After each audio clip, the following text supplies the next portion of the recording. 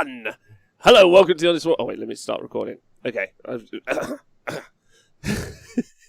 Hello, welcome to the Honest War Gamer. I'm your host, Rob. Welcome to 40k Thursdays. The day of knowledge and tactical insight when it comes to 40k is what you would find on another show. On this show, you'll get the best guesses and some hot takes.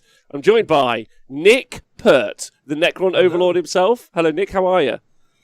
Hello, I'm very good, thank you. Good. And also Tom, the aficionado Leighton. How are you? You're just feeding my ego even more, and I'm not sure how I feel about it. Listen, great hair. Tom's got great hair. I need a cut. I just haven't had the opportunity. It's so full and vibrant and full of life. Yeah, you look really nice. Really nice. Is that a new grey t-shirt? No. I found it on the floor. So hello everyone who's joined us live in the chat. Exciting times. On Saturday we'll be doing our hobby hangout during our Saturday show, and that'll be because today, officially, but Saturday will be our hobby hangout show where we'll just have a bit of a laugh on Saturday. Today is officially the Honest Wargamer's 3rd birthday. That's right. 3 years of truly hot takes. and I couldn't be happier. Tom, Nick, thanks for joining me on this journey. You guys have been brilliant. No, thanks for having me. Yeah, It's been a fantastic journey. I've loved it. Tom clearly feels the same. Yeah. Tom, you got any feelings at all? Any feelings? No. Is this because you've been writing Necron lists and all your emotion has been drained from you? I mean, all the Necron lists have had one constant, and I'm going to share that with you guys later. But I've got a looter level take that I want to share with you guys later on in the show. But emotionless. So you're not proud that you've been on the show for 3 years? I'm baffled, to be perfectly honest with you. I think we all are. Let's be real. Yeah, true. We're all baffled. Liam Jordan, thanks for subscribing. Thanks everyone for subscribing and joining us in the Twitch chat. What up, O Reaper? I see you. Mavnav Fub, Jog PLC. Let's go Twitch chat. The Jam Gang. I would like to let everyone know that I'm also potentially going to be doing some jam reviews on Facebook soon, but that's a whole different, not Facebook, on Twitter. So if you are excited about that, please do let us know. And also thanks to everyone who subscribed. Dataless, Mamdare, seems like yesterday, Crazy Horse, Edius Knight, Scott B. Gwerzy, Liam Jordan, thanks so much. You guys cheers, guys. You guys are brilliant. Nick, Tom, how are you both? Are you both well? Yeah, I'm okay. Obviously, Nottingham has gone under more COVID restrictions, so gameplay has ceased for the time being. So I've not been playing any games, not even played any TTS games either. We have been doing, so on Wednesdays, I was previously going to Gozzy's house to play some 40k with some of the Wednesday Night Warhammer dudes and the guys I play D&D with. But we've done like some hobby hangouts over Skype, which has been quite fun on Wednesday instead of playing. So I've been building some Necron stuff. I've bought, and this is going to trigger some competitive people. I've built 2 Necron reanimators. Oh, I always tried to put those in my list today, and then I read through them and I was like, nah. But that's fun. two reanimators. 2 of them, yeah. And I've built my Scorpec Lord, but I've converted him to be much more of a Scorpion. So I've gone like more Canoptech style Scorpion. So I'll see if the camera can pick this up. Oh yeah. So I've chopped it. I've not given him a Necron head. I've given him a weirder Canoptech head, and I've just converted it to look much more like an actual Scorpion. He looks very cool. Very I've started on the other guys, the Destroyers as well. I've just built the legs and then built the torsos a bit more Scorpion-like, but not finished them off properly yet. Yeah. That's fun. Have you been excited about the new book, like having read through it, like, and then like getting the models painted? Are you excited for when you can finally play again? Yeah, I am super excited because Necrons were my first 8th edition army. Because before I missed like a couple of editions of 40k because I was playing fantasy. But then when 40k was eventually getting AOSified, Necrons were my first army that I built for the release. Mm-hmm. And I love Necron warriors. I love the old school sculpts. I've got 60 of them. You can see them in the picture behind me. So the list I've wrote and I'm going to talk about tonight, I think it's all right. I think it's pretty good, and I'm really excited to use them on the table because I love seeing just hordes of Necron warriors shambling across the tabletop. Do they shamble though? You can get them pretty fast. Well, yeah, they kind of shamble because they're kind of getting shot at and putting themselves back together. They're not like majestically striding across the battlefield like Harlequins or Space Marines, are they? No, those Space Marines are particularly nippy in the right situation. Oh, yeah. They are. Okay, well, that's fun. Tom, what hobby you been doing? How's 40k been for you this week? What's been going on? Very little. I've signed up for Innes's second or third even tabletop simulator tournament with the Scottish dudes. Okay. Mainly to show them some cheese that I've been working on that I think is going to be kind of fun, but also just to body his teammates again. I've got one trophy behind me. There's going to be a second one soon. I also read a book within half an hour. So I read the book, went to the work, and went straight to Games Workshop to buy myself some new models. And what I bought is in this box. I'm just going to turn off my background. Are you going to do an unboxing? Are you going to do an unboxing? So here's a box. It's got my address on it, so I need to be very careful. Okay. First thing I got. It's number 1 Sheffield Road. It is. Yeah.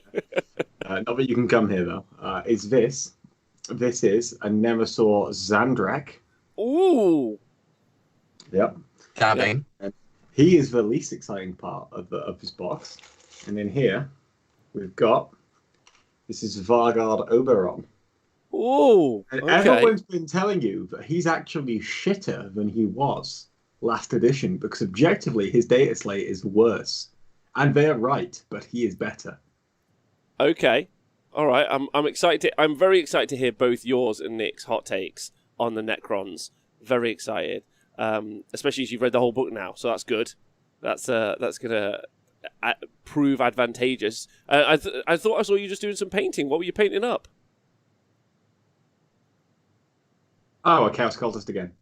Oh. Yes. Do you feel worried about the Finecast? Twitch chat are a little bit worried for you and dealing with Finecast. Are you okay with it? I've already checked the sculpts. The sculpts are fine because they are big slabs of Necrons. Also, I can't be bothered to convert anything because I don't want to have to email TOs and ask if it's okay. Perfect. Yeah. So, perfect. Yeah. But you do realise that we've got podcast power, right? Oh yeah, sorry, I forgot that it's like playtest advantage, isn't it? Yeah. Except not real. Playtesting is more of a disadvantage, to be honest. Oh yeah, true. I don't know if you're up on the memo. Hello everyone in the Twitch chat. Thanks for joining us. I've been painting Custodes. I told you both before the show started. But I've got 6 bikers, and I've got all of a 2,000 point list, which is pretty rubbish. It's got 3 of the Forge World dreadnoughts. They are particularly bad. I'd like to point out the Galastus and the Achilles or whatever, the spear one and the shield one, and they're pretty bad. Like I was reading through their data sheet and I was like, yeah, these really do suck. What about quite a bit. D6. Are they D6 damage weapons? D6 damage, but only 4 attacks. So pretty bad. I wouldn't mind that if they were like flat damage 3 or 4. That'd be much better. I don't think they'd be bad if the damage was less variable. Well, anyway, yes, not a fan is the simple answer. But I'm going to run them anyway because I'm pretty obsessed. I don't know if you guys are pretty obsessed with the terrain and the ability to hide stuff. Like, I think that the game is going to be like, I reckon I'll probably be able to run these guys around and not get shot for a while and then just leap out and just go like punk an objective, but not because they don't have the output to punk the objective is the major drama. But overall, pretty excited. But you've got the obsec to score or deny potentially those objectives. Exactly. So anyway, I'm excited because you've seen before. Remember my mixed Imperium list where it had all the kind of blue base in, where it had And I've already got loads of like Imperium stuff. Like I've got all the Bullgrins. I've got all the you're already prepped to soup. Yeah, and I just thought, well, if I just paint up 6 bikes, I've got an entire new army to play. Even if it's rubbish, I've got a whole new army to play, which is fun. And before we get into talking about our lists, by the way, because we're all going to share with you a Necron list that we've designed this week, and we'll talk about our strengths and weaknesses. That's the point of today's show. I should have said that. Should have also thanked everyone on Patreon, so thank you to you. Should also have thanked everyone on the podcast. Please stay hydrated. It's a shame it's too late to do it now, though, isn't it? It's too late. None of you get anything now. Fuck you. But what was I going to say? I had a bit of a thought yesterday I'd like to ask you both about, because it goes along with this kind of me painting up this army. Is it time for Rob's musing of the week? It is time for Rob's musing of the week. If that's okay. Musing of the week. We'll get a little audio bit for this. Anyway, what I was it kind of goes along with Knights from last edition, and it's a lot to do with what Tom's been doing. So Tom, I don't want to misquote you, but Tom, you've been painting up like your standard stock stuff that you might need for building an army. Like you built like a rusty 18, didn't you? And then a loyal 32. Yeah. Although you don't need those anymore because you don't necessarily want battalions. Yeah. Which sucks, but it's fine. I got some squibbies done. I'm still working my way through it. I'm quite slow on it, but either way, I'm still painting my way through. I want to get a unit of cultists done properly so I can take a chaos patrol. So long as I've got one choice, you know what I mean? It's fine. Yeah. Yeah, no, absolutely, absolutely. Which is kind of where I'm at with this. I'm close to just having a Custodes army. But one of the things I was thinking was, especially as we go through doing all these list reviews codex review shows that we're going to do in the future, and we've come up with a new format for that, which we'll tell you about next time, which is super exciting. One of the things that I would like to do is kind of have like a style, if that's all right. And my style is going to be the most elite army that I can build out of that book. And then, so it's like super minimal paint, like super minimal hobby effort. It's just like build as many of X as you can build, and then put them on the Custodes obviously is the perfect example of that army. And then with the Death Guard book coming up, it will like be Morty plus something. And maybe taking a bunch. Maybe taking a bunch of Plague Bearers would be good and make it all better. But fuck that, just elite, because I'm pretty obsessed with the terrain and being able to, like, if you've got like a lot of power in a small like square footage, like not square footage, but like small centimeter area, I reckon you'd be able to like use the terrain quite craftily, and I think that would be an advantage of the edition. Does that make sense? I feel like Custodes can take advantage of the terrain really well because they're OBSEC, and the bikes in particular, because they have like a small unit of 3 is the minimum size. It can fit into quite a small area. It can fly and hop over terrain, so it's not got the disadvantage that infantry will have, where they've got to go round or maybe through it. So I think the bikers are the best thing in the Custodes book for taking advantage of terrain and being small elite units. Yeah, exactly. So I'm excited about that, because then I think I'm going to have a style, but then also like I think hopefully, probably not financially be able to do so, but I would love to be able to, like maybe just invest in those armies so as they come out, and it's like a good segue into a full army.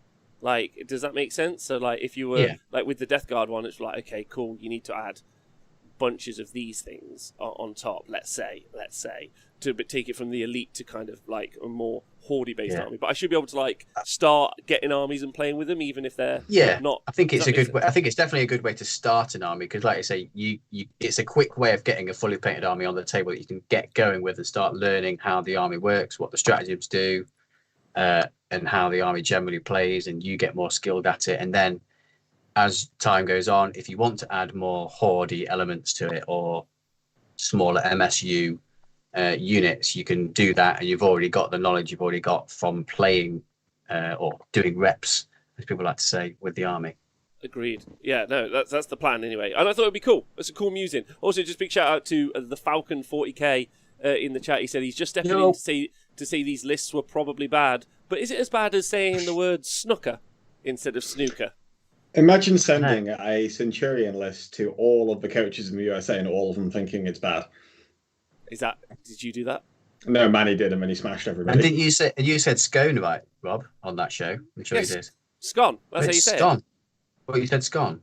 Yeah, scone's right. Scone. So you say it's scone. Tom, how do you say scone? No comment. Why won't you comment?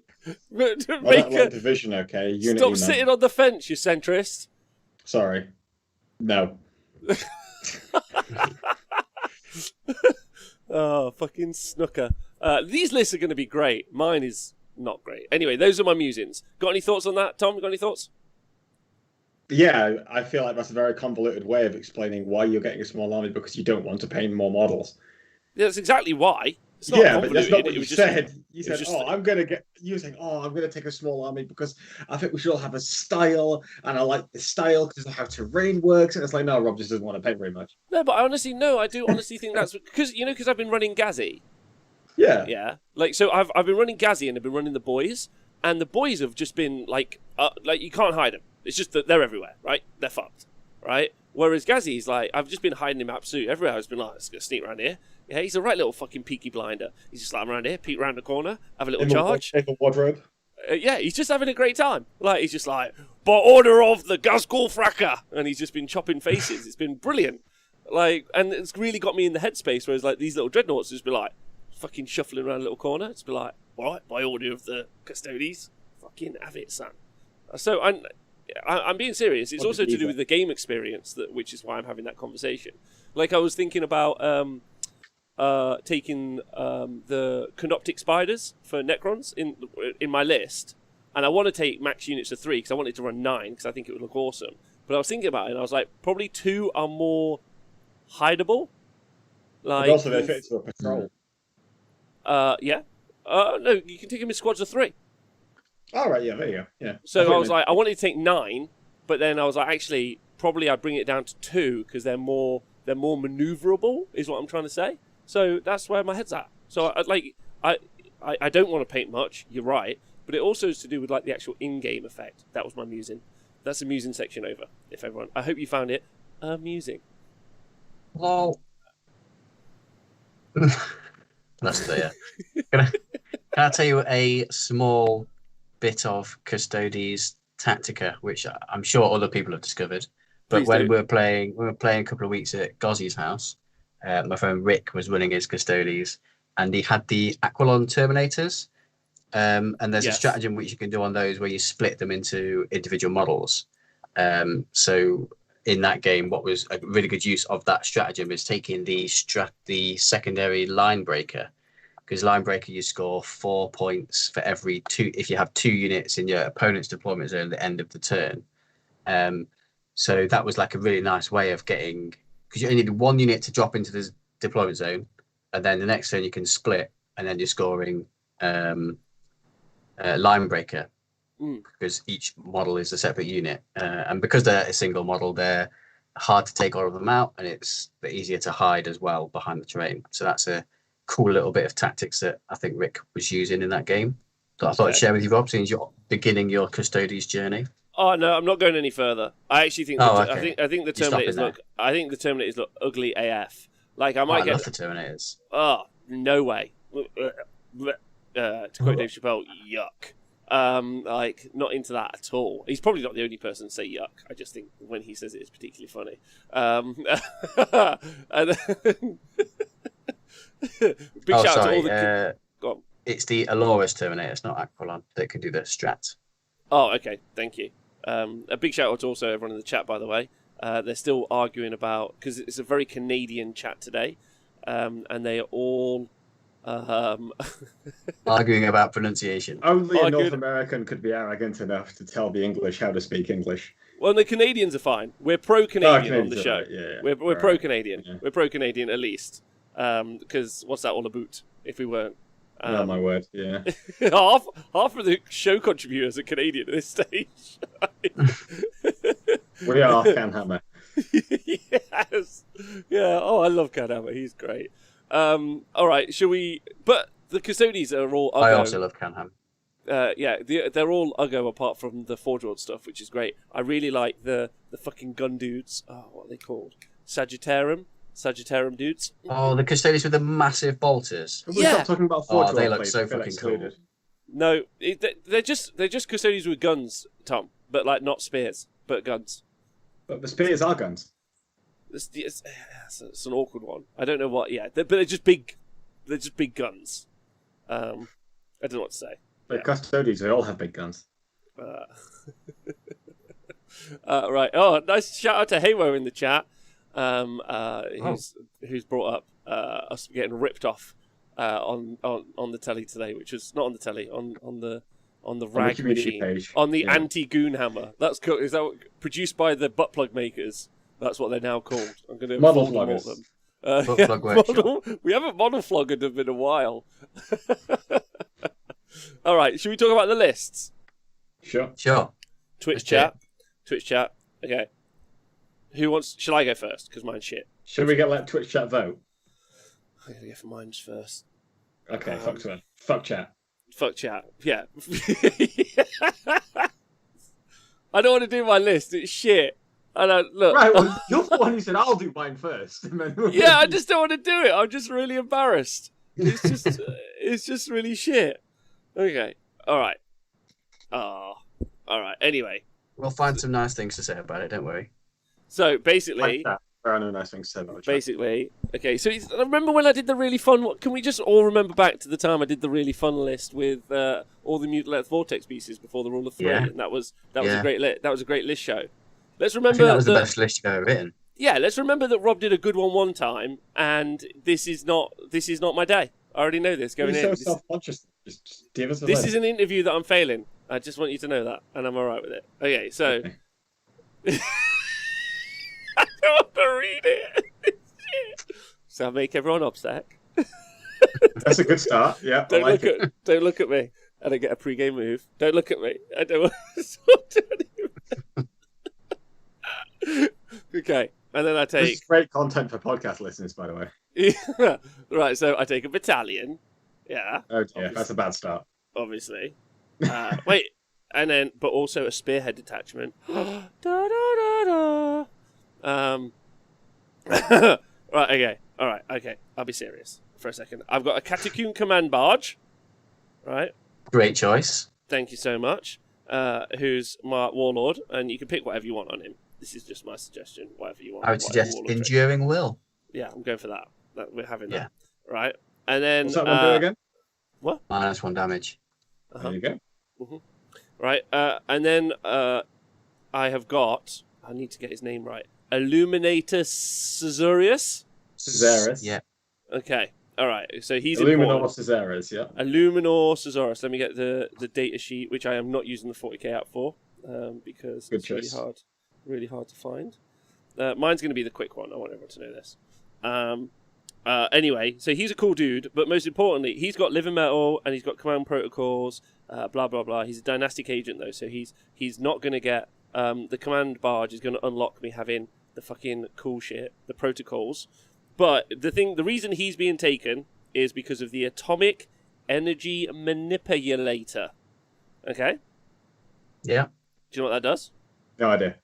Okay, so yeah, I know what it does. I'll let everyone in the chat know what it does. So at the end of your movement phase, you can select one friendly Necron's core unit. This is important. Necron's core, yeah? Not a unit within 6 inches of this model. If you do, you roll a 1d3 and consult the table below, and you can't pick a unit to suffer, to gain the benefit of this again, if that makes sense. Yeah. Apparently, it's Zeras. Thank you so much, everyone. I appreciate that. Also, big love to Haywire in the chat. Really like that guy. He's super fun. Yeah, I can't believe you pronounced that wrong. Wait a minute, is Oh my KW God. enabled? Illuminor. Oh, no. Pronunciation of that word. Oh my Zeras, God. what did I say? You butchered that. You butchered it. What fucking? What did I say?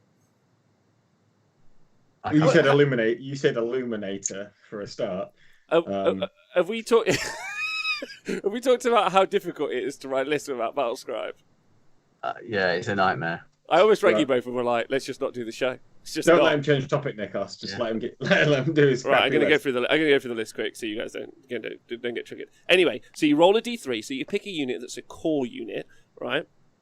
And then you get a result. Or number one, well, I'll read number 3 first because it's the worst. Yeah, until the end of the battle, improve the ballistic skill of characters of the model in that unit by 1. That's pretty tough because, as you'll see from the rest of my list, not many opportunities for that to be useful. And then he's also got number 2 is until the end of the battle, add 1 to the toughness characteristic of models of that unit. That one is one that I really want. And then number 1, until the end of the battle, add 1 to the strength characteristic of models in that unit, which is also one that I want. Yeah, so pick a core unit, roll a d3, and just hopefully make them either stronger or tougher. That's basically where I'm at. Mamdare, thanks for donating 100 bits to the show, and also thanks to Gebs for subscribing. Yeah, baby, it's all going on. You said snooker. Yeah, Yeah, go on. Yeah, it's a good buff, and I think there's the ballistic skill one is not that great. It's okay for warriors, like a big block of warriors, you get good value out of it, but there's better way. There's already a way in the book to get +1 to hit on them to make them ballistic skill 2 anyway, so it's not really that relevant. No, but +1 strength, +1 toughness is very important. I like that. He's also got the rights of reanimation. In your command phase, you can select one friendly Necron's core unit, again important, and you can return a model or D3 if it's warriors. But don't worry, I've got no warriors in my list, so that's not a drama. So I'm always going to be putting one model back in the unit, and he's also, because he's the Illuminor, model can use the rights of reanimation ability 1 more additional time per turn. So I'm going to be putting a lot of bodies back, is what I'm saying, a lot of the time. I've also got a resurrection orb on my barge. Now I've obviously also got, so then I've got 2 times 10 immortals. Ooh, and in my mind, they're just going to hold the back objectives, and then I've got a unit of 7 immortals because I ran out of points. So those are my whatever. So they're in there, and then I've got the Nightbringer, obviously, because surely you just put a Nightbringer in every list, every time. Literally, don't know why you don't. I'm sure one of us haven't put him in the list. Is anyone... Well, anyway, so I put Nightbringer in there because if you don't know what he does, he's super pro. And he's just like... Super pro is the wrong word. Just, anyway. He's just going to be running around dunking fools. All right, okay. And then the Spearhead detachment, this is the important part. So don't forget, they're all going to move forward early. They're super tanky. Is a Psychomancer, and he's got the Veil of Darkness. 70 points. And then 3 times 10 Lich Guard with shields and hyperphase swords. That's what they are. And they've got 3 attacks each. And they hit on 3s. And they are toughness and strength 5. Let me just double check, make sure that's right. I'm pretty certain that's right. Hold on. They're kind of like they're like a marine. Sorry, they're a Necron equivalent, like Blade Guard veterans, because they've got like a 4+ invuln, 2+ save. Yeah. But I think are they better than Blade Guard because they have reanimation and they're better toughness? Are they better than Blade Guard? Yes, maybe it would not. depend But on points, I but you guess. can't. But like it's hard. Well, I would have said it was hard to bring Blade Guard back, but you can bring stuff back in the Marine book fairly easily. Oh yeah, you can. But what I like about this is you're going to obviously you've got reanimation protocols as well, which is pretty cool. Big Goldfish, thanks for subscribing and donating 1,000 bits to the show. Fish! Woo-hoo. Oh my god! Thank you. I'm gonna use that to buy gin, not for me, back for Fish. Jam or gin? Gin jam that tastes like gin. Oh, that sounds good. Yeah, it does sound good. Anyway, so the Lich Guard, which is the linchpin of the army. It's like, Nice. No one laughed. Okay. But they got 3 attacks each, and they are strength 5, toughness 5, weapon skill 3. But don't forget, obviously, you can give them My Will Be Done. So they're going to get +1 to hit. Yeah, so you could be hitting on 2s. I think there's a strat where I can give an extra attack as well. But the Hyperphase Sword is strength +1, so it's going to be strength 6, right? And then -3 doing 1 damage. And they're just basically just going to romp onto objectives. And then the Psychomancer is in the list, is going to make something not objective secured. So basically, it's the 3 units of Immortals move up the board, but it's 2, because one of them teleports with the Psychomancer. Charge in, clear an objective, make something unobjective secured. Yeah, back of the board, the Immortals are shooting. The Immortals, and then you've just got to deal with the Nightbringer in the midfield, and then 2 blocks of basically unkillable dudes that you keep resin, and that's it. Oh, and they've got all the protocols, which the thing I didn't mention is that they're core. So obviously, I could maybe make them because they're core units, the Lich Guard. So they've got the core keyword, so you can make them strength +1 or toughness +1. So strength 6. I think toughness is the best bit, so they're toughness 6. That would be super sweet. Because they're not necessarily in the list to damage output. They're more to sit on objectives and be survivable. So I don't know though. It's 30 attacks at at strength 6 already, so they couldn't go up to strength 7. And that's not brilliant against any T8 stuff. But I don't know about you guys. I reckon there's not going to be as much T8 stuff in the world in the future. Knights. Yeah. Yeah, I just don't think there's going to be as much T8. I think the average toughness of armies in 40k is going to have been reduced from last edition. Is a kind of a completely anecdotal take on the game as is. But I think there'll be less T8. So I think actually it's the tanky and survivability. So I don't have a lot of range threat, but I'm just basically just womp into the middle of the board, fight everything on the objectives. Nightbringer goes and picks something off, so just be really conservative with the Nightbringer, and then I can always just phase a unit out, and then just using that Psychomancer, because I think they're good for for the points that you spend on them. The Lich Guard, and they 4 up, 2 up, toughness 5, could be toughness 6. You get all the protocols applied to them, and that's also really important as well. So you can all the protocols at the right time can apply to those guys. I don't know. Anyway. Yeah. So that's my list, and that's all I want to tell you. I don't think it's very good. What do you think? I don't think it's bad. I don't think it's a bad list. It's a bit boring. I think maybe, but you've got to put it'll score primaries very well. Yeah. Because the Immortals aren't necessarily on the same level of Lich Guard in terms of resilience, but you've got at least a little bit of range damage from them. Nothing outrageous. But the Lich Guard are just a really, really good unit for sitting on primary objectives, and that's how you score a lot of your points. But not sitting on objectives though, because the Immortals will do that. What I really want is something to push stuff off objectives. Because because that's the other thing as well that I find like to be like a weakness sometimes is having something that actually will push something off and then survive where they are, which I think they might be able to do. And you could go like all in, right? You could send like 2 units of Mortals in one area and just like flood it, and then use the Nightbringer to like threaten board space on another little area maybe. I don't know. Like anyway, I liked it, and also I just think it would look badass, just like 30 shield bros, just like just going forward. I know normally you meant to do the gunfire, but anyway, that's what I think. Yeah, you can make them like a Spartan phalanx, couldn't you? Yeah.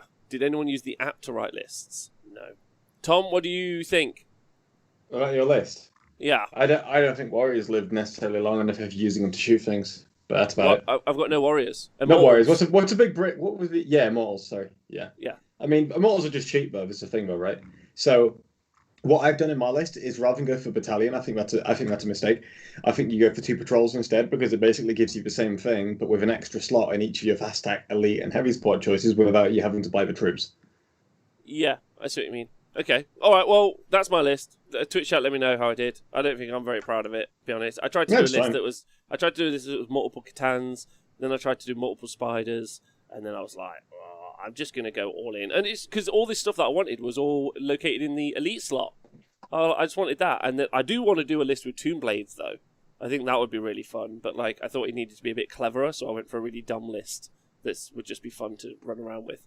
Plus, also, you can always just put dudes back in those units, which is pretty important. You've got reanimation protocols, you've got like resorbs, you've got just putting like 1 back in, or sometimes 2. I don't know. I think that's actually quite powerful, personally. I'm just going to say it. Like, because he's going to be doing, he's going to be putting 2 back into a unit every turn. Like, well, 1 into one unit, 1 into another unit. That's a lot of dudes. That is a lot of dudes. A lot of dudes for free. That's 40 points. Yeah. And then you've got the resurrection orb in there at one point, haven't you? So if your opponent manages to get one down to 1 dude, you can bring a load back with the resurrection orb. I presume you're taking you've got 1. You could also buy the Orb of Eternity as an extra relic for that list, just to make that resorb use even better. Yeah, I could do that. Yeah. I was thinking of dropping even Nightbringer and then just having some reanimators behind the the Lich Guard to just make them like tanky AF. But I was like, they'll just get shot surely. But it's anyway. That was mine. That is my. I'm sorry, everyone. Right, everyone else. As Bet Naomi from Sword and Steel would say, you've done a great job. That's just rude. T-Man Cash, thanks for subscribing. Love you tons. Gebs, thanks for subscribing. All right, I'm done. Tom or Nick, Twitch chat. Let's let the Twitch chat decide. I'm going to let the Twitch chat decide when Rob's done his one. Yeah, because I wanted mine out of the way because I was embarrassed. Yeah. All right, okay. I really was. I just don't get the Necron book. Like, I was like, I said this last week, though. Does that make sense? I think it's got a lot of options. Yeah. So Zip Zap Rap wants Nikos, but Dudade wants Tom. Wait for the 3rd vote. There's only 3 votes allowed. Next one in. There you go. Yes, Nikos is perfect. Yes, Meatball, says Nick. Okay. So. Too late. Next list. Yeah, it's happened now. So I'm just going to do that over there. So my list is... So I've obviously gone for the way that the dynasty that you go for Necrons at the minute is the Custom Dynasty with Eternal Conquerors. So that gives you the objective secured, and then anything that is already objective secured counts as 2 models for objective capturing. But the second trait I've gone for in my list is Unyielding, which gives you a 6-up in vulnerable save army wide. The list I've gone for, I wasn't 100% sure on the second one that I'd go for, but I felt that benefited. It just gave me that extra little bit of resilience for the list. I have gone for 2 patrols. There he is. The list that I've done, I'm going to go through the list of units. I haven't separated out into the patrols, but basically they all fit into 2 patrols as an army. Mm-hmm. So I've got a Catacomb Command Barge, Resurrection Orb. He's got the Veil of Darkness, and he's got the Enduring Will, -1 damage, Warlord trait. So I really like the Catacomb Command Barge anyway, because it's a cool model. I think it's really resilient. It can put out some decent damage. It's pretty fast. It can fly. And then with Living Metal... Can it be targeted? It can't be, no. So it's under the wounds threshold for that as well. And it's 9 wounds. 9 wounds. It's a vehicle, so it can shoot in combat. You've got only wound it on a 4+ because of quantum shielding and a 5+ invulnerable save from quantum shielding. He's giving out buffs. He's got the enduring will, -1 damage warlord trait, and he's regaining a wound every turn. I think it's for me, it's the first thing in my list every time because I'm always going to have it. And with its obsec, so late game, it can be fast. It can be a real pain in the ass to deal with late game, and cap an objective or deny an objective for the opponent as well. Other HQs I've got in there are 2 Technomancers. Okay, They've what both do got a Canoptic Cloak. So they've both got the Canoptic Cloaks. That means that they can fly and that they can heal a vehicle. So they can heal up the command barge and some of the vehicles I've got in the list as well. But their main buff that they're giving out is the Rites of Reanimation, where in the command phase you heal D3, you bring back D3 core. I think it's core, but in my list it's going to be warriors. So you bring back D3 warriors. And they can each do that. They can each do that. And how many warriors? Yes. How many points warriors? 13, I think, per model. So on average, you're going to bring back 50 points of models a turn. Oh, that's just from those 2. Yes. Yeah. That's the average, right? 2 per D3. Yeah. So that's pretty. Yeah. That's like. And there is a stratagem where you can do that again. So you could every turn for 1 CP bring back 3D3 models, 3D3 warriors. That's actually really good. That's a lot of dudes. It doesn't sound. I guess it doesn't sound like a lot, like to some people maybe, but anyway, yeah, it's good. There's not a lot of summoning available in 40k. Let's be real. No, but this is kind of it. Isn't it? Bringing models back, I guess. I'd rather bring models back from a unit you've already paid for rather than creating ones out of thin air. So yeah. So the 2 Technomancers, I've got 2 because I've got 2 big units of 20 each. So 1 is per unit. They follow it around or sit in the middle of it. So 2 to 20 warriors, and I'm not quite sure whether I'm going for flayers or reapers yet. There's pros and cons to both. Obviously, the flayers are only range 12 but extra strength and AP, and the reapers are strength 5 and extra AP, and the flayers are you've got the range but you're an extra lower strength and lower AP. Mm-hmm. I'm not decided on that yet, to be honest. They're also supported by Ghost Arc each. I've got 2 Ghost Arcs, and the Ghost Arcs do a similar thing. So they also add D3 warriors back to a unit in the command phase. So each unit of 20 is having 2 D3 warriors put back into it each turn. 2 D3 or 3 D3? 2 D3. So 1 from the Technomancer, and then 1 D3 from the Ghost Arc per unit. So I've got 2 Technomancers, 2 Ghost Arcs. And there's also a stratagem for the Ghost Arc to make it a D6 for warriors as well. Wow. So each unit's getting back on average 4 warriors a turn. Also supporting the warrior blocks, I've got 2 reanimators. Oh no! Yeah. No. So what's the gossip with the reanimators? The reanimators make your resurrection protocols happen on a 4, right? 4+, yeah. They give +1, so they can shoot that little beamy eye. They got a reanimation beam. They can target a core unit, I think it is, and add +1 to the reanimation protocol. So warriors have a natural reroll 1s to the reanimation protocol. So you're on a 4+ rerolling 1s. So they're as resilient for reanimation protocols as you can get, and they've got the magic 1 wound. So where reanimation protocols work now, it's slightly worse for multi-wound models. So I've kind of feel like I've got the resilience of a Necron warrior unit as highest I can, I think, in this list. People don't like this reanimator because it's quite a lot of points. It's not that resilient, and it doesn't really do much apart from that. But I'm going all in on the warriors and them being resilient and growing lots back. So that's why I've got 2 on my list, 1 for each unit. There is a strat where you can swap the beam. So you could go for 1 reanimator and use that strat to swap it between the units in the turn. But that is just something like the rotate Iron Shield for Knights, or the -1 to hit lightning fast reflex for Eldar, where you can kind of bait it out and play around it. So I've gone for 2. My plan is just to try and hide them behind terrain and how many keep points them alive are they? as long as possible. They're like 110. So they're quite a lot of points. But my idea is that as long as if they can survive for the first 2 turns, I'm happy, because they've kept my warriors alive for most of the game. Yeah. And they at least And take then fire. They take fire off your warriors to deal with them as well, which is another another bonus.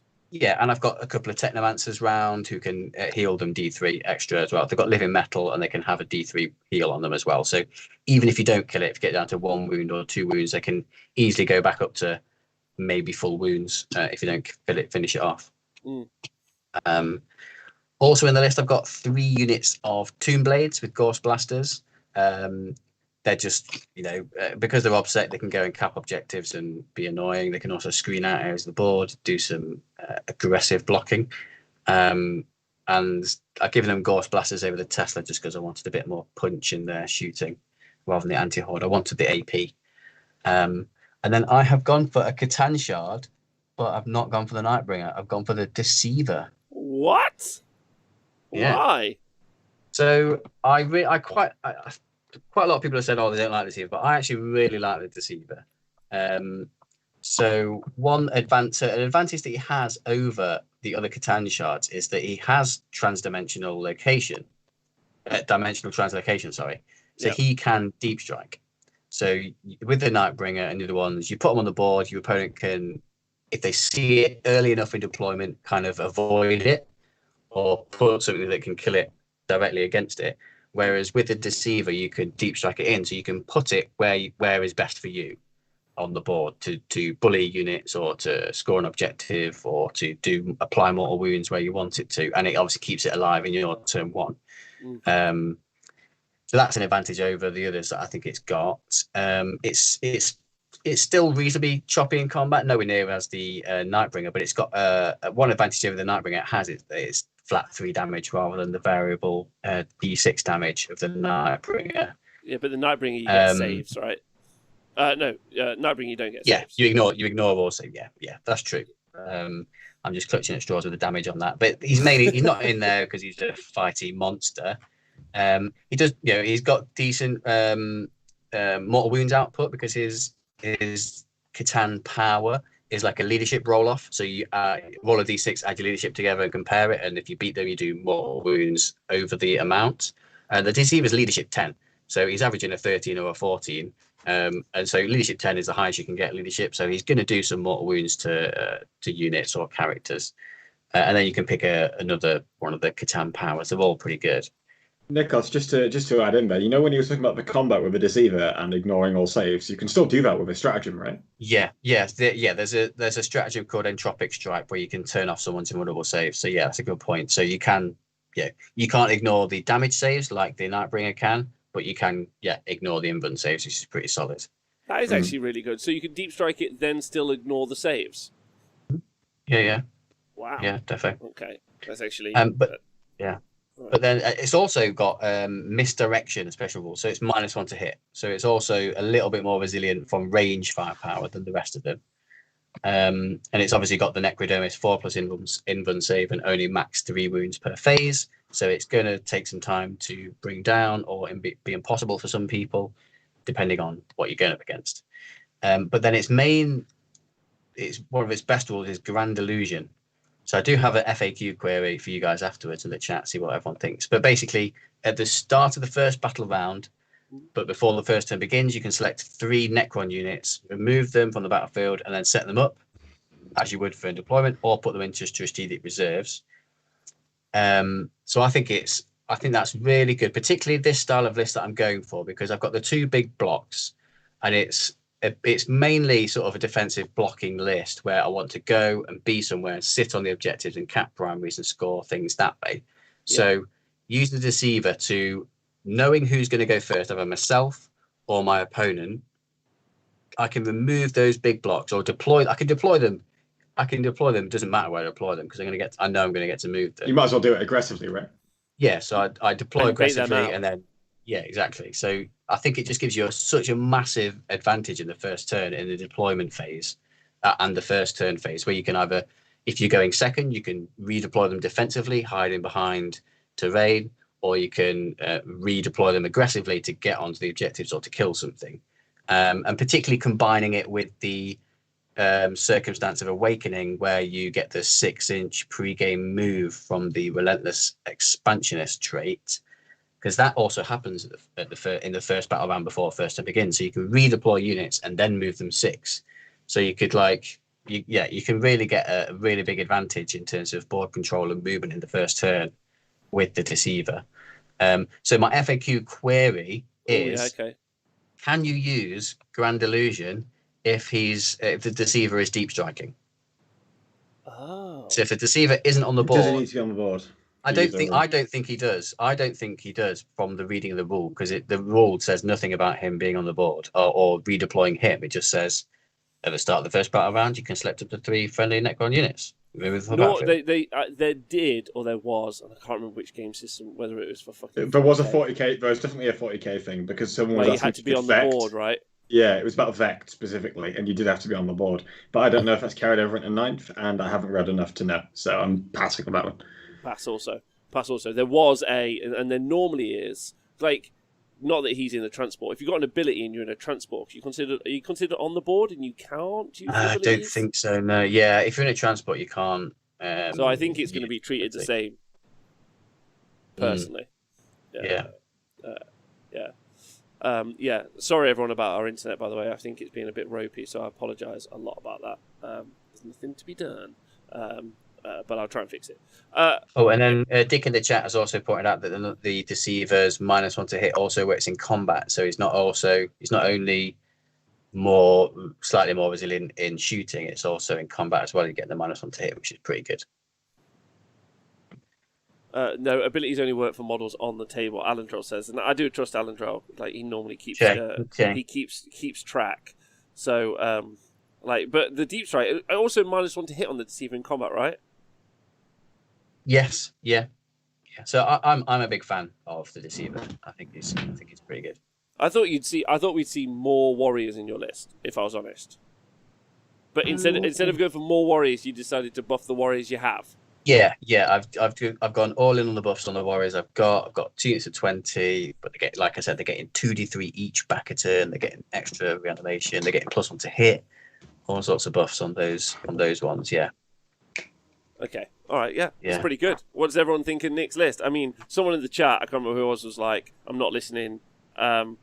I'm not listening to this list at all. As soon as you said reanimators and the Deceiver, they're like, I'm not taking part in this in any way. I was like, okay, that's pretty wild. Yeah. Tom, what did you think, Tom? It plays to the win condition that you're going for very, very well. My question would be how efficient is a win condition, which doesn't mean, like, obviously it's like you've picked how you're going to win and you've gone straight for it, which is how you build lists, which is great. My thing is just like how well does it fit into it, and a lot of that depends upon what the meta looks like, right? So, for example, if you play into a lot of things where they can just burst a bunch of Necron warriors off the board, then you're going to have an issue. But if it doesn't go that way, it'd be potentially be fantastic. So it's one of those. Yeah, I definitely think. I think combat units that are putting out a lot of attacks, like I think Khorne Berserkers would be kryptonite to this list a little bit, because they can put out a lot of damage 1 attacks on my Necron warriors. But if like Tom said, if the meta's like more elite, like I was thinking like Harlequins with their, like if Harlequins shoot over in the little Skyweaver shoot a couple of fusion pistols at me, I don't care about that, because I'm just going to bring a couple of models back. I think. And also, I think. Sorry, go ahead. Oh, nothing. I was just going to say. I was going to say again. I'm a bit obsessed with the terrain. I've talked about this on the other shows. I think it's more impactful than maybe we give it credit for. Very excited about having my board set up here in the studio, so I can play a load of games and try it out. Especially in the WTC terrain pack, because actually, like, that's where my head's at the minute. Moving between those board spaces. Can you block off, like, can you keep those 20 safe for a while, maybe a turn, maybe 2? Yeah. Like, so the reanimator's there for longer? I don't know. Yeah, I think it will be slightly more of a challenge hiding a big blob. I can't say that word for some reason. A big blob of 20. I think it would be slightly more challenging hiding that. But also, I think what I'm really looking forward to using this list is that playing around those reanimation protocols. So every time you get shot and you bring units back from reanimation protocols, or you heal D3 into the unit, you get an extra 2-inch. You get an extra 2-inch movement, or 3 including the base size. So you get an extra 3-inch movement either side of the unit. So you can be creeping along the board, either into line of sight or out of line of sight onto an objective, all the time. With the reanimation protocols. And I think, and Alan Joe just said in the chat that with the big unit of 20, you can actually keep the reanimator buff on them a lot easier because you can snake the unit to a point that it can see them and still hide. Yeah, obviously I've not tested this list because I'm not able to, but it's a style of list I'd like to start playing with. And I used to enjoy playing big blobs warriors when I first started playing 40k with these, so that's what I'm hoping for. And I think the Ghost Arcs are also fantastic. That stratagem's good. That stratagem for as you say, it's an extra. So instead of D3, it's D6. How many CP is that? I think it's just one D6. And you can. Is it once per game, or is it like every turn? You can. Yeah. So the command bars. Sorry, the Ghost Arc can heal a Necron warrior unit every turn, similar to the Technomancer does. The stratagem you could obviously do once per phase. So you could do it 5 times over the course of the game. But I also think they're a great unit because they fly as well, so they can jump over terrain. They've got as much shooting as 10 Necron warriors, so they've got reasonable damage output. You can't really buff them because they're not core or anything like that. They've also got quantum shielding, so they're quite hard to deal with, and you can fly them up and shunt them into something. Their objective secured because they're in the custom dynasty, and they can just be they can be quite annoying and difficult to deal with. So I think they're pretty good as well. And the Tomb Blades, they're just like in there because they're fast and. I would like to make a list that, again, spam max Tomb Blades, I reckon, almost. Or maybe just one big block. I think that's the thing about the Necrons, is you spoil for choice, really. There seems to be a lot that's great. That's where I was, really falling down. And I personally think it's pretty positive, unlike our internet connection. Yeah. Which is, I'm just watching struggle its whole way through. I'm sorry everyone watching live.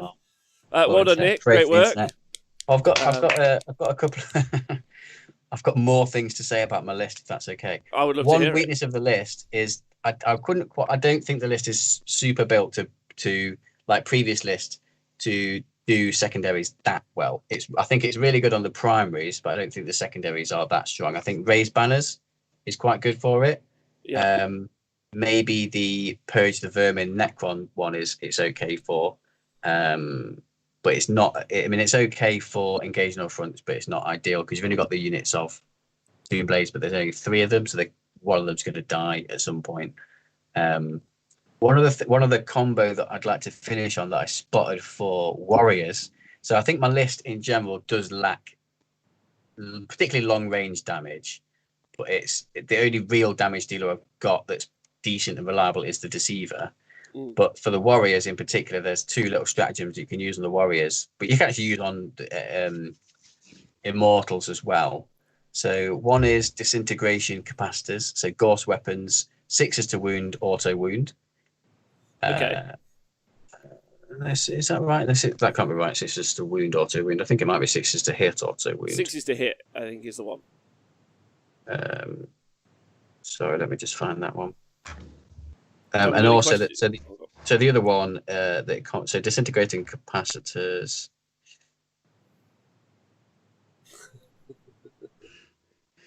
Yes, a hit. So 6s to hit, auto wound.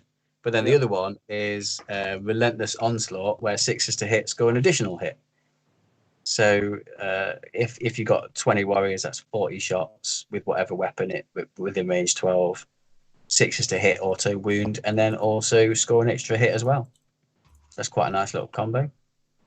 That is good. That is good. Where you do both at the same time, and it's only 1 CP each, right? Yeah. So 2 CP for that. That's the other thing about the Necron book is it seems to be powered by very cheap stratagems.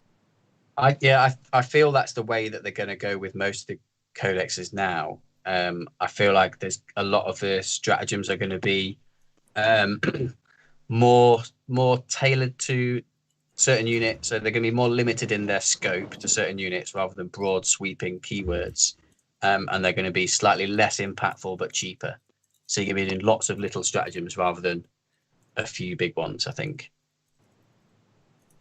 Yeah, okay. No, I agree. I think you need to build it up in pieces, truth be told, as an army, and put it all together. Tom, you got any questions? No, that's pretty good. Yeah. You got any worries about who you'd face against, Nick, or like about armies that would give you problems? You said obviously berserkers. Yeah, I always think about Marines at the minute. Like whenever I'm thinking about anything, I'm thinking about Marines, which is why when I was talking about the Lich Guard, that AP3 on their weapons, I know it's only damage 1, but it's AP3, and I was just like, cool, they're not going to get much of a save. Like, you know, I just think about Marines all the time. I'm just like, what am I going to do about them? I'm just going to fucking stab them. And chop their heads off. Like, fuck them. Yeah. So, like, -3, I was like, that's alright, not bad. Alright, sweet. Thanks, Nick. That was great. That was great. I hope Twitch chat enjoyed it, and any of the chat. Tom, how you feeling about your list? You think you're going to pog on over us? It's a little bit. It's not refined, but the core is there. I can go through it if you'd like. So, okay. You ready? Yeah. Here's what I'm going to do. I'm going to go through the entire list in one go. Okay. And then I'm going to explain what the win condition is, and then I'm going to explain how each of the parts fit into my win condition, okay?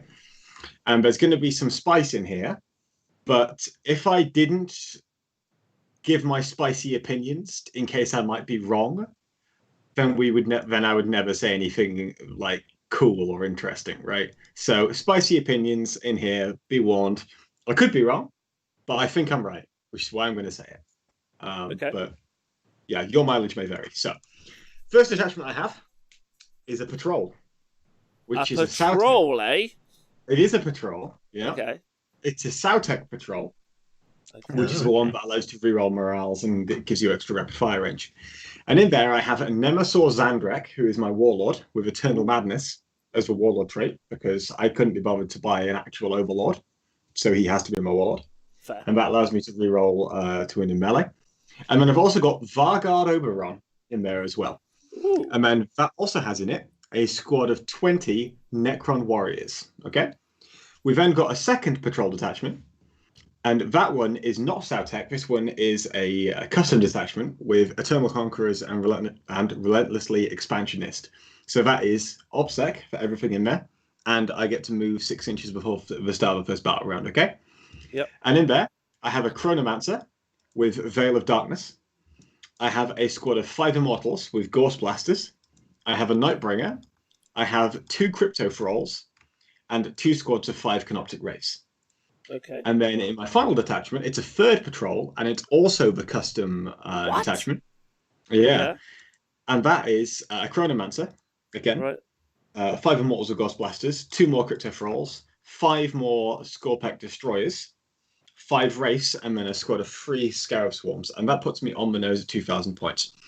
So the win condition for this thing is effectively to just completely pressure up the center. So you end up sticking all these stuff in the center of the board. It's very, very difficult to shift. If you try to walk into it, you're going to get whacked by a bunch of stuff. Specifically looking at the squad of Scorpec Destroyers, potentially the Race to a degree, the Nightbringer, and then the squad of 20 Necron Warriors that's in my Sortec detachment, right?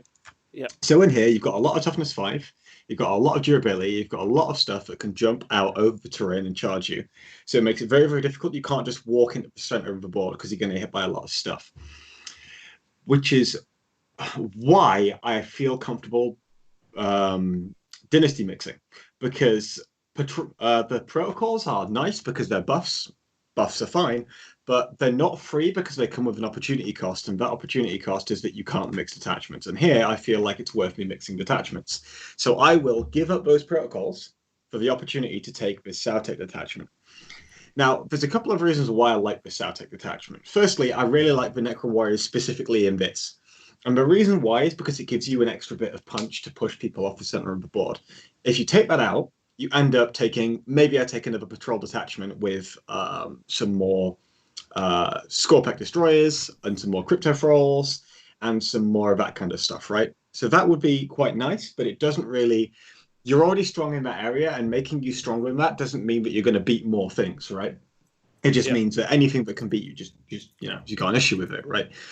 So I'm already strong enough to beat anything I want to if that is my win con. So I don't need to necessarily go with that. As it's Soundtech, I have multiple ways to get 2+ to hit on those Necron Warriors, right?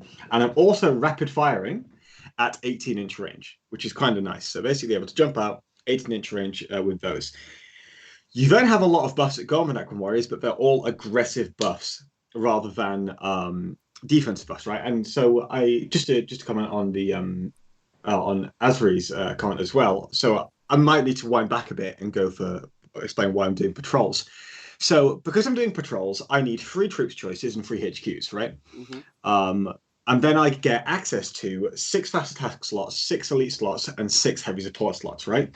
If I go for a battalion, I only get access to 3 of each, which means that I can't like completely spam my elite slot if I wanted to. And it feels like loads of the good shit's in the elite slot.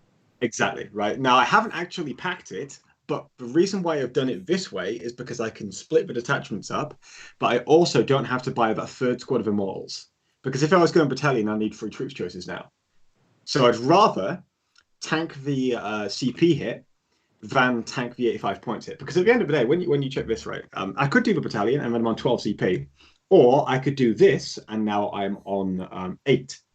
Now, I feel like spending the 4 CP to not have to take those Immortals here is worth it, because that 85 points is going to cost you 2 or 3 wraiths, almost 3 wraiths, right? Could the patrol can have 6 elites? Could you bring all the elites into the patrol and then have the the battalion and then have a fast attack one? But I guess I guess it's about the that you want the dynasty traits, right? You do, and I also want the Celtic one, but also I'm also trying to spam the fast attack slot as well. Because both Wraiths and Scarabs are in there, right? And the Scarabs are very useful. Also, because I'm taking patrols, you can take 1 unit of crypto rolls for every cryptech in your detachment, right? Yeah. And then you can take 1 cryptech per detachment, unless you spam, which works. But as I'm now taking multiple detachments, I can take cryptech here. That's 2 units of crypto rolls. Oh, so, right, nice, and they're perfect secondary dudes. They're fantastic for secondaries. They're also very, very cheap for what they provide. So it's two models. They've got 2 wounds each, and they are toughness 5, I believe. I'll just get these Thanks to one Ziggy up. So donating, they look like. Oh, sorry, you go for donating 5 gift subscriptions over in the chat. That's very lovely of you. That's fantastic. Ziggy. So they are effectively toughness 5 Necron warriors, with 2 wounds each. So they are 10 points of wound for toughness 5 at 3 up save. That's very, very good value. And also because they're independent units, it means you've now got focus weapons in them, which causes an issue for your opponent, which is quite nice. So getting back to the South patrol, you've got the Necron warriors, but also I'm building it this idea that I'm going to sit in the middle of the board and just stop you from walking into me. Now, Vargad Oberon doesn't have many attacks, but what he does is makes it very, very tricky for anyone to remove Nemesis Andrex. So when we were playing our game, Rob, the other week, yes, we had the issue of the objectives had to be out of the ruin, right? Yep. Now, you can't physically target Nemesis Andrex with ranged attacks if Oberon is within 3 inches of that model. Oh, really? So you can have Nemesis Andrex poking out, and then you can have Vargad Oberon right behind it, right? But you could say, oh, well, Tom, that's going to cause an issue because now you can't really move Zandrak around because you're going to leave his bodyguard behind. Tom, that's going to cause an issue. Yeah, there you go. It is going to cause an issue. Thank you very much, Nick. That's fantastic. You could say that. And you'd be partially right, but Vargad Oberon has his own rule that allows you to pick him up at the start of your movement phase, and then you set him up in the reinforcement step of the same phase. So basically, start of movement phase, you just pick up Oberon, move Zandrak off, and then you stick Oberon down somewhere safe straight afterwards. Now, this has 2 functions. Firstly, it means you can walk Nemesis Zandrak around as much as you want, which is cool. And then you just drop him down. But it also means, let's say I want to punch a vehicle in the face with my war scythe on Oberon. Yeah. I could just do it. I just stick him outside of 1 inch. Yeah, you could. Yeah, it's a nice little combo. It's not game breaking. He's only got 4 attacks, but it is nice because it's a little tricksy stuff. And even if you take away all these tricks, right, that Oberon has, you are still paying for the combo of Nemesis Andrek and Vargad Oberon. It's 235 points. So that's just over 19 points per toughness 5 2+ save wound, and Zandrak has an invulnerable save. So it's not bad value for the number of wounds that you're getting there, or the durability of said wounds. And this is before you even get into Zandrak's tricks. So Zandrak's got a lot of stuff in it, that he can do himself. So he's got My Will Be Done, which allows him to give +1 to hit for the Necron Warriors. There's one of the ways you can give things 2+ to hit, and then you reroll 1s with Vargad Oberon, by the way, so it's very, very consistent. He also has Relentless March, so while a friendly static core unit is within 6 inches, each time that unit is selected to non-move or advance until the end of the phase, add 1 to the move characteristic. So you're also speeding up the Necron Warriors as well, which is quite nice. But the main thing that you're taking for is counter tactics, which is once per battle, when your opponent declares they will use a stratagem during a battle round, before they spend any command points, this model can engage its counter tactics. If it does, your opponent cannot use that stratagem this battle round. Yeah, that's pretty big. So he's just got. Is it once per game? Yeah, it's once per game, but it's a vect. He's just got a free vect. And how many points is he for a free vect? 135. No. Yeah. Wild. Yeah. So he's doing everything that an Overlord does as well. Dude, it's brilliant. So 235 points for this combo. You can't target one guy and you're just sticking him around. You've got these two nutters just running around that are basically unkillable, or at least very, very hard to kill. You've got a free vect in there. You've got a trick to jump over and hit things. You can buff your warriors to basically one-bang anything. You're going to have... What's the AP of a Ghost Blaster? -1, right? Yeah. But the Ghost, you could have the Ghost Reaper AP2. You could do, but I'm going for a cheap version. So you've got the Ghost Flare. It's rapid fire, but it works at 18-inch range because you're Soundtech. So you're firing off 40 shots, hitting on 2s, rolling 1s with AP1. It's not bad. You've got a lot. And there's that combo that I mentioned earlier where 6 auto hit and then explode into extra hits. Yeah, buddy. There's so much you could do with it. And this is the thing. I'm not even saying that this is necessarily amazing because I've already spoken about. I needed those 85 points from Warriors to feel like I had enough wounds, and maybe I'll need more wounds because as I was talking about earlier, you've maybe the meta shifts to a point where it can kill all of that stuff, right? And then maybe I drop my luxury detachment of Oberon and Zandrak and my Necron Warriors. So that's perfectly fine. But for now, I think that's decent, mate. I really like that. And one of the things I like to do is I know people are already testing lots of Wraiths, lots of Spiders, lots of Scarabs, all that kind of stuff, and just shoving it in the middle of the board. So why would I test that? If it works, I'll see. Because someone's already doing the work, right? Yeah, I don't need to test it to learn whether it works or not. If it works, the people I trust who I see are testing it will do it for me. So I might as well test something that's interesting and spicy. There's my spicy. I mean, the vect is really important, especially because some anecdotal evidence only. But I feel like there are those moments where you're going to engage to push someone off an objective, because you can play 40k more cagey now than you previously could. Like, not that you didn't just sit in the corner before and just throw like fucking rocks across the board, like missiles. Sorry, like you can play a little bit more cagey. So that time when you now's my time to jump out from behind cover. I'm now going to charge. I'm going to clear the objective, and that's going to be my primary going forward. This is the time when they've used a stratagem for that situation for it to be better, and you're like, no. And do you need line of sight or anything? It's just... No, you just do it. That's wild. You just do it. So you've got the ability to stick in the center. You've got some more counterpunch in the Necron Warriors and even Oberon if you want to. And you've also got some really, really sticky characters. And by the way, while we stand, while we fight on this list. Oh, yeah. Dude, you're not killing Oberon and you're not killing Zandrak. That's 10 points to me. You're not getting Scramblers either, because I've got these Crypto Thralls running around. I've got these little shitty units running around. I've got 2 units of Immortals, of Ghost Blasters, because they're much cheaper. I've got 2 units of 2 Crypto Thralls, and I've got 1 unit of 3 Scarabs. They don't necessarily need to be you're doing secondaries. You got lots of shit to do secondaries with, and also I've got lots of shit to do secondaries with, but also just to stand out the front and stand on the objectives and say, well, if you want to come and claim me, be my guest. Yoink! Straight over the wall. Yeah, I agree. Byron Tatley says he rates your shenanigans at Madras level spicy. Yeah, it is spicy. But everyone's been telling me it's shit, and the reason why everyone's been telling me it's shit is because Oberon objectively got a worse data slate this edition than in previous one. I'm not looking at it from a perspective of he is worse than the previous Oberon.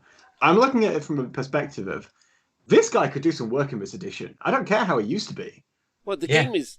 It's completely different. It's a completely different game. And I said this to Innis, and he said it hadn't changed that much, and I'm like, bro. So I'm going to run this in the TTS event that the Scottish guy's doing, and I'm going to see how it goes.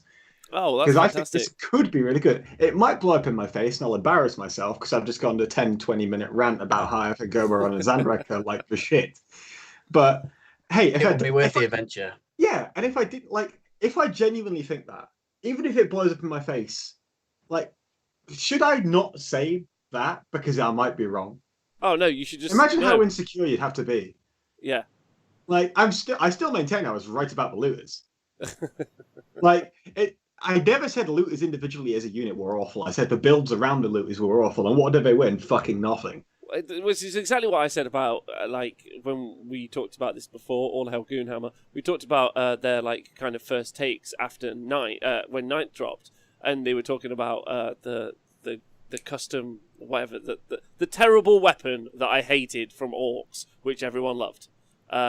Whatever that was. The Super sack. Shocker. Yeah, the Super Shocker, Shock which attacker. I thought was I thought it was a terrible way to try and play 40k, like especially with Orcs. Like It was very orky though. Yeah, well, yeah, it was super orky. But my point is like we're all gonna like see the game differently. I think that's one of the like deeply attractive things about Warhammer is that you look at it and like there are loads of ways to unpack it. Especially as I was having this conversation today with Sam on the show during the Age of Sigmar show during the stream street that I think I had it off with him off air that like I'm quite a cagey player. Like if I could not lose any of my models, I'd be way happy about that. I'm like, that's pretty good. Yeah. Whereas some people are like really happy, like MSUing it up, dropping little 5-man units here, little 2-man squad there. They've got like plans within plans. Like, and that isn't really like my like evasion playstyle. Isn't my playstyle. So I get uncomfortable when I see a list that's played that way because I don't have that playstyle in me. If that makes sense. Which is one of the reasons I'm attracted to building a few different armies, so that I could try and play in a different way. Like my Harlequins army is going to play very differently to my Orc army, par example. So anyway, like I think you're right, Tom. I think also there's an exercise in some ways in pushing yourself in trying to make tools work, even if you don't really rate them. You know, like the Reanimator is going to be a really interesting like playtest from Munich. You know, and like whoever was in the chat was like, well, I'm not going to listen to this guy. He's got a Reanimator and a Deceiver. It's like, well, if everyone's always trying the Nightbringer, then the book will not be explored if it's out a week and everyone goes, well, that is how you play Necrons, and these are the good lists. That is it, and everyone just plays that forever. Yeah, the whole book is not going to be explored, and who's like, I don't believe that, particularly during a pandemic where no one can really play that many games, that a book can be out a week and people can just dissect it and go, 100%. This is how you play. This is it. Well, here's a good example. The York book from last edition. That was a fantastic book. And the reason why is because no one ever fully works it out. Yeah, and it's still evolving. Yeah. Like, well, I mean, look at the Orc book at the start of 9th. Like, there's someone in Australia, mad as they are, who's just like, cool, loads of buggies, what you got? And everyone's like... You don't even need to do that. Look at the ETC list from 2019. Yeah, all different. In fourth place, you have a Meganobs list with 20 Meganobs in it. Yeah, they were a thing that we saw them in Canada, and that guy's also mental. Like, that was also an incredible army. It looked great. Yeah, like the Super Snooker attack gun was what it was. Super Snooker. The Super Snooker attack gun. We need a snooker remote is what we need. Yeah, great. I love that. I also like I love hearing you guys being quite excited about like the other stuff, like the other things that's like people aren't really thinking through. I think that's also a nice thing to do when the book's been out for like, you know, a while, sort of thing. Like it's been out for a couple of weeks, and then we can kind of like absorb information, dissect that information better, like really kind of process it as a group, and then go, cool. That's what everyone's generally feeling. What are the little side, you know, where are the side hustles? Because like you don't want to be the main hustle. You want to be the side hustle. The side hustle's where it's at. That's what I've always said anyway. It's all about the side hustle. Yeah. That's what we should call our list. The side dirty hustle. Side hustle. The side hustle being Oberon. Well, so, Oberon for you, Deceiver for Nick, and I've gone. I like Cesaras. Like, I know that sounds a bit dumb, but I love that. Like, Toughness 6 Immortals, just romping onto an objective, I feel is pretty decent. And especially as I'm bringing maybe like 2 back a turn. It's pretty cool. Like, they're pretty hard. And then they're on 4 up, 2 up. They can have like 4 attacks each, hit on 2s. It's a fucking combat block. It's Terminators basically, but you can heal them. Like, what's not to love? Like, anyway. Who is everyone's favourite list? Twitch chat. Let's see what everyone's saying.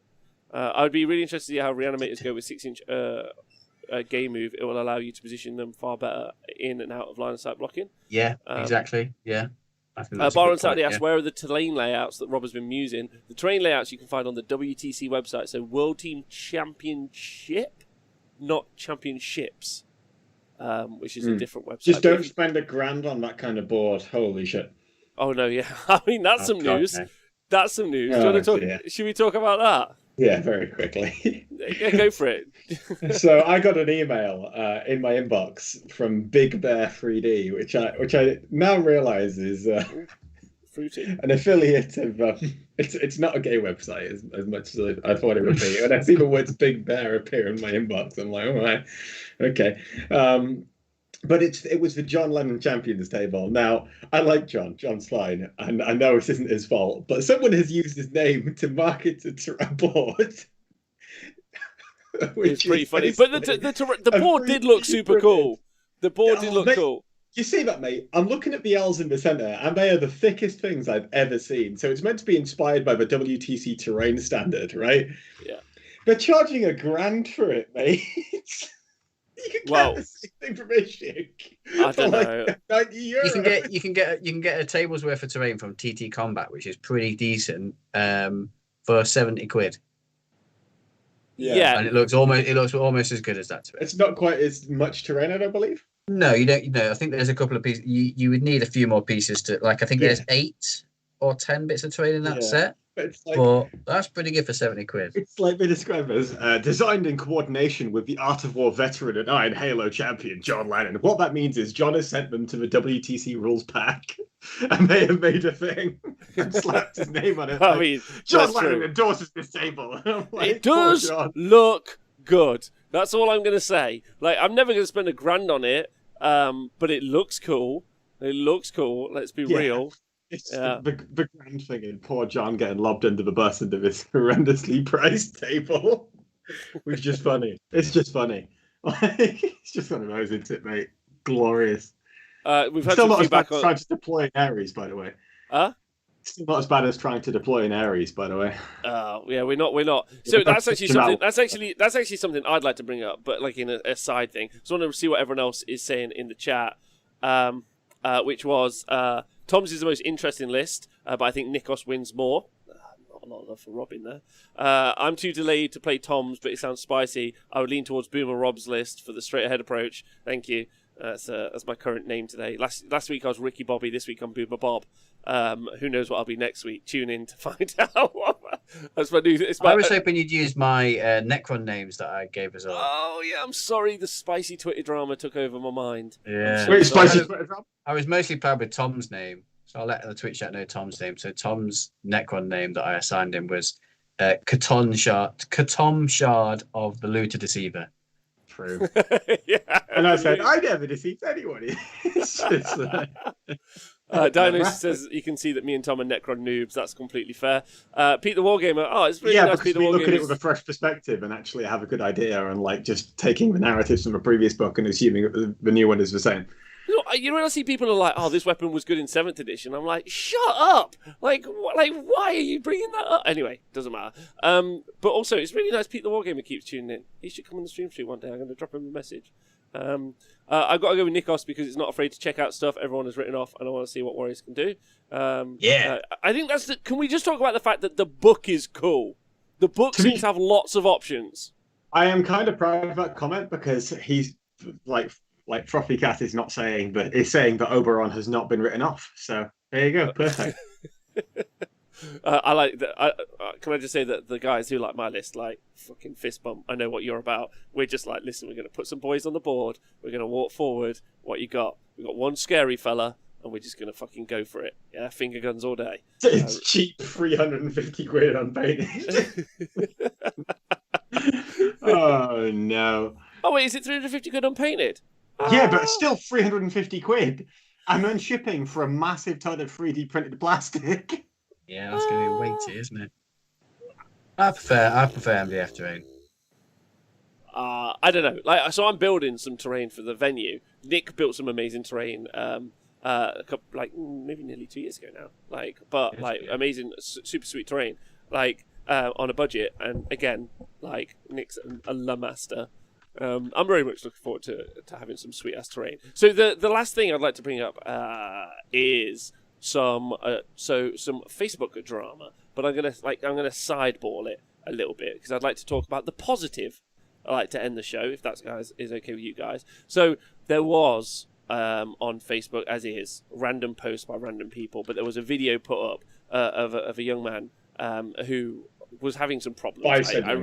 Yeah, yeah. I feel like the gentleman was having some problems anyway. Yeah.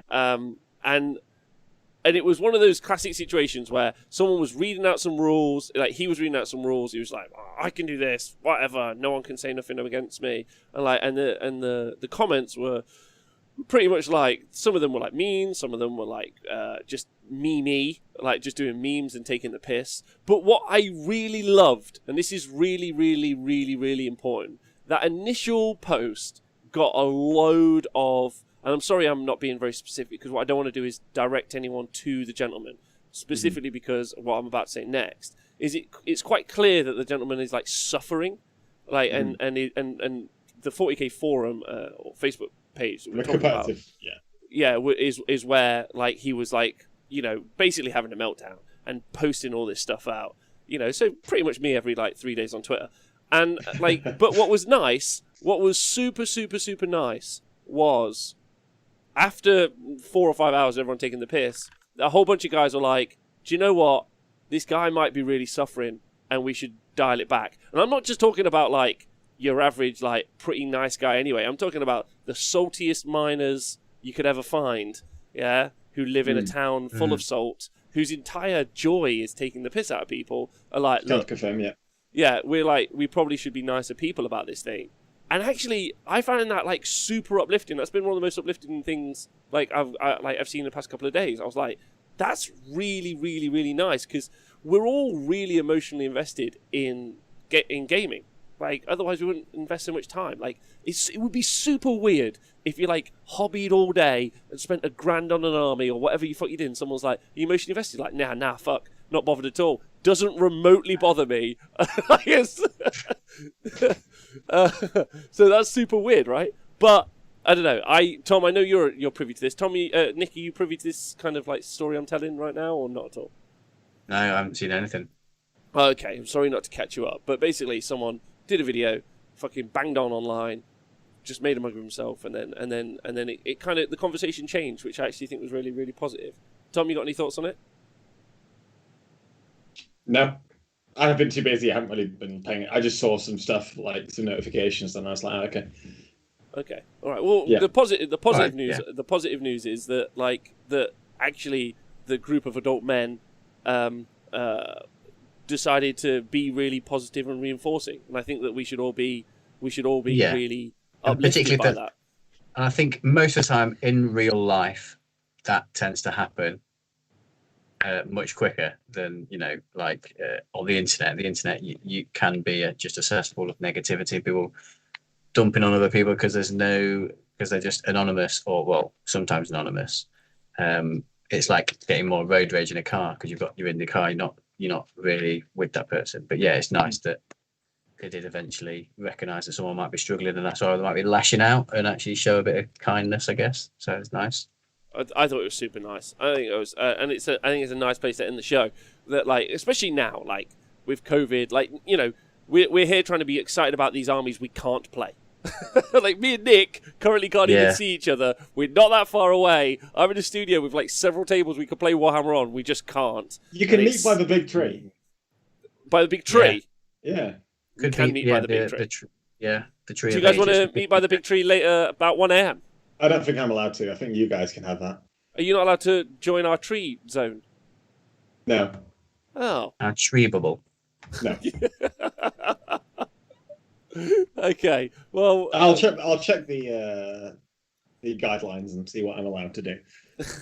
Nick, we could go to, you know, that coffee shop down the road, Blend. We could just roll a mat out there and just pop some bottles out. That would be so funny. I think we should, like book a restaurant. Go, can I have your biggest table, please? And then just turn up with. No, because we can only go outside. Oh, okay. Well, yeah. All right then. Yeah, a restaurant with an outside table. Yeah, anyway, perfect. Pretty upsetting, to be honest. Okay. All right. Well, have you guys got any shout-outs? Anything you want to talk about this week before we head off? I have a shout out, yeah. Oh yeah, what is it? I want to give John Lamp a shout out because he's a fucking awesome dude. He is an awesome dude. Lampy. I want to shout out Lampy as well. Yeah, yeah. Well, that's what I call him anyway. I've been to Lampy's house. Really nice. Really nice. He's got every model they've ever made. Really?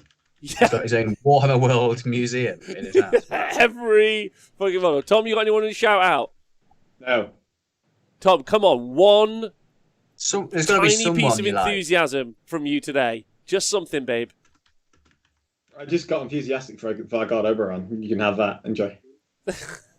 What, is there not someone in the community you want to tell them you love them? Just pick a random person in the chat. Yeah, do that.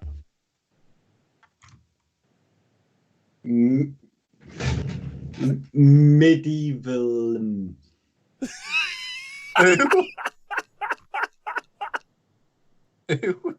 don't know. I just scrolled down the chat. Oh my god, we're getting you I out. didn't see that person's name. When lockdown's over, we're taking you out. Scroll down and just picked a random person. When lockdown's over, we're taking you out for a walk. Yeah, to burn off your energy. Yeah, this is your problem is too much Among Us. You think everyone is sus. Yeah. I'm very good at it though. I was smashing the Scots the other day. It was glorious. Okay. Anyway, thank you to the Twitch chat and thank you to everyone for joining us live. Sorry about the internet today. It's been a bit of a fuck. Nick, thanks very much. You've been wonderful. Thank you, as of you and Tom. Yeah. Tom, you have been like sullen like a 14-year-old. Yeah. I mean, I am 14, so that makes sense. And thank you to me, of course, to myself. Thanks, No, my pleasure. Don't worry. Thank you for not remembering to thank the YouTube subscribers and Patreon guys. Yeah. And the podcast bros. Thank you for not thanking them today. The Hydro Homies, or the Snooker team, as we now know them. Team Snooker. Yeah, Team Snooker.